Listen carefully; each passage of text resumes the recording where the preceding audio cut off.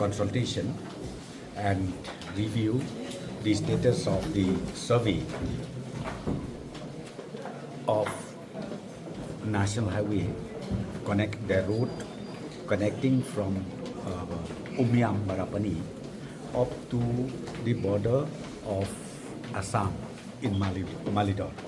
Usumbut Menteri Rangba Kajala Bakmi Yakatnat PWD ba Preston Tinsong hinega sni thoding ulalum ya kajing yalang bisharkam barkatnat PWD lembat ka company NHIDCL ban Pynkhreh ek project shna surok 4 lane naduh Umiam Malidor kebadan hakaput ke East Giant Hills barka Silchar Assam.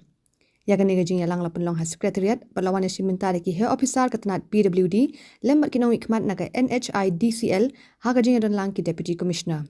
Habayakran bakilat pasai kubor usimbut Menteri Rangba ulayathu baka Sorkar jela kalaphale sorjamin yaki jaka banchim naduh Umiam Malidor kabadi jong ka surok National Highway 6 ban Pynkhreh ka shaka surok 4 lane kabaka jingjrong kalong hapadeng shispa nriu phau hadu shispa nyo phau kilometer. Uyathu balabatha amenta yaki deputy commissioner ka East Giant Hills but West Giant Hills bakin thayo ka committee bakin khmi eki kam thiet jaka khnang makanummi kanu gajing habashim jaka ban Pynkhreh kam yakani ka project. Upintip baka jinglut jingsep balamang yakni ka project kanlong kumba arpo hajar klor tingka hado arpo hajar klor tingka.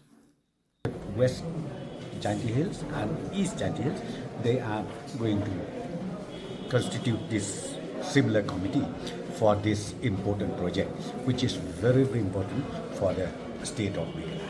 How much fund has been sanctioned for this project? See, the project is huge because this one it goes down up to Silchar, and it I think more or less is about maybe 22,000 crores. What is the project. length? What is the length? How many kilometers? No, the length of see for us from starting from Parapani, it's about 160 or 170 kilometers.